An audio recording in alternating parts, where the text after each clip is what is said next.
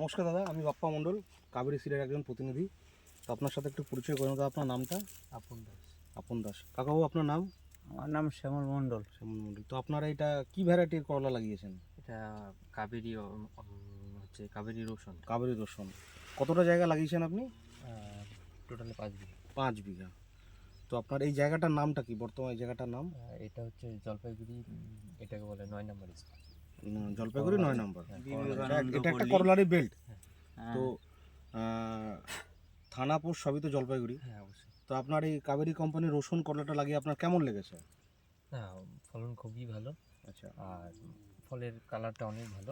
আমরা দেখতে পাচ্ছি সুন্দর বাজার থেকে দুর্দান্ত ফল। বাজার থেকে অন্যান্য করলা থেকে এটার ডিমান্ড ডিমান্ড আছে। অনেকটাই আলাদা। তো আপনি কতটা 5 বিঘা লাগিয়েছেন, তো আপনি এই মুহূর্তে কতটা আপনি ফল ছেড়েছেন? এই মুহূর্তে তো হচ্ছে এটা হচ্ছে নতুন, আমাদের বেশি দিন হয়নি। আচ্ছা। তো 2টা ছেড়া দিয়েছি। আচ্ছা, বেশি 2 ছেড়া। ছিইনি। 2 ছেড়াতে কতটা হয়েছে তাও আইডিয়া মতন একটা বলুন। 2 ছেড়াতে প্রায় 10-12 কুইন্টাল হবে। 10 কুইন্টাল, 12 কুইন্টাল।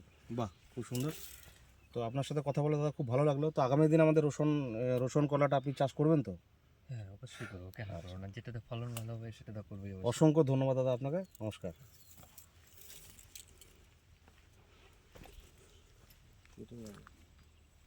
এই যে এই ফলগুলো কেন আটকায় না, কি ব্যাপারটা এগুলো? এই যে এগুলো, এই যে এটা তো